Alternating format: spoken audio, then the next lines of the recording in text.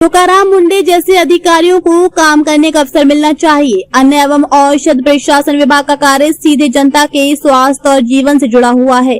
नकली दवाइयां, मिलावटी दूध, भेसल युक्त खाद्य पदार्थ, नशीले पदार्थों की अवैध बिक्री तथा बिना योग्य डिग्री के इलाज करने वाले फर्जी डॉक्टर समाज के लिए गंभीर खतरा है। ऐसे मामलों के कारण अनेक लोगों का स्वास्थ्य खराब होता है और कई परिवार अपूरणीय क्षति झेलते हैं।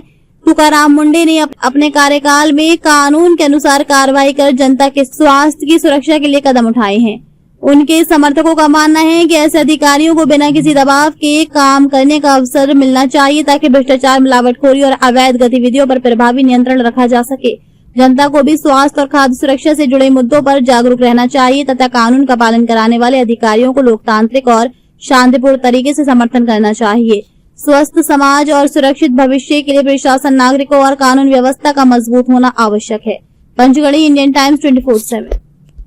माझा मृत्यू होऊ शकतो देवेंद्र फडणवीसांनी एक सही केली तर, आणि फक्त माझाच नाही, तुमचा पण आणि तुमच्या लेकरांचा पण, जर ती सही असेल तुकाराम मुंडेंच्या पुन्हा एकदा बदलीच्या पत्रावरची। तुकाराम मुंडे कोण आहेत, त्यांची काम करण्याची पद्धत कशी आहे, त्यांचा प्रामाणिकपणा कसा आहे, हे महाराष्ट्रातल्या लोकांना वेगळं सांगण्याची गरज नाहीये। त्यांच्याकडे नुकतंच पद आलंय अन्न आणि औषध प्रशासनाच्या आयुक्ताचं, आणि एका आठवड्यात आपले डोळे उघडलेत की इतकी वर्ष आपण काय खात होतो, काय पित होतो, आपल्या सगळ्यांच्या आरोग्यासोबत काय गोंधळ सुरू होता। धाडी पडायला लागल्यात, बनावट औषधांवरती कारवाई व्हायला लागली, चुकीच्या जाहिरातींची चौकशी सुरू झाली, मोठमोठ्या एफएमसीजी कंपन्यांपासून सिनेस्टार्स पर्यंत सगळे धारेवर धरलेत। इतकी वर्ष महाराष्ट्रात अन्न आणि औषधाची जी भेसळ सुरू होती त्याच्यावरती घाला घातला जातोय। हे सगळं बघताना एक साधा प्रश्न सगळ्या नागरिकांच्या मनात आहे, तुकाराम मुंडे साहेब जर एका आठवड्यात हे सगळं करू शकतात तर याआधी खुर्चीवर बसलेली लोक करत काय होती की हप्ते एवढे भेटत होते की त्यांना ग्राउंडची रियालिटी दिसत नव्हती। आज जर लोकांच्या आरोग्याशी खेळणारे इतके धंदे बाहेर पडत असतील तर प्रश्न पडतो,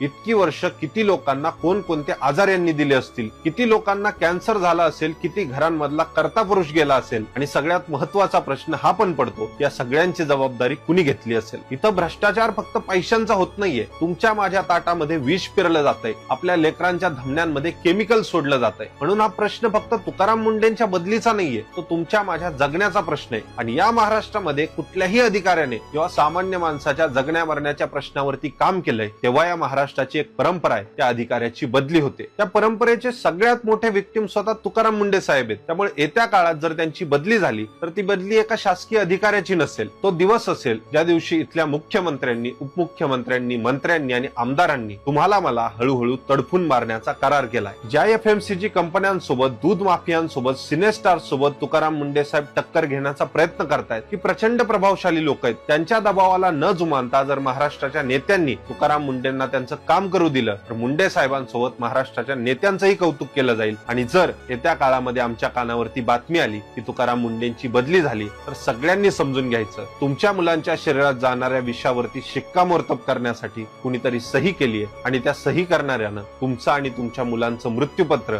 हे एकाच वेळी लिहिलंय स्वतःच्या हाताने। जय महाराष्ट्र।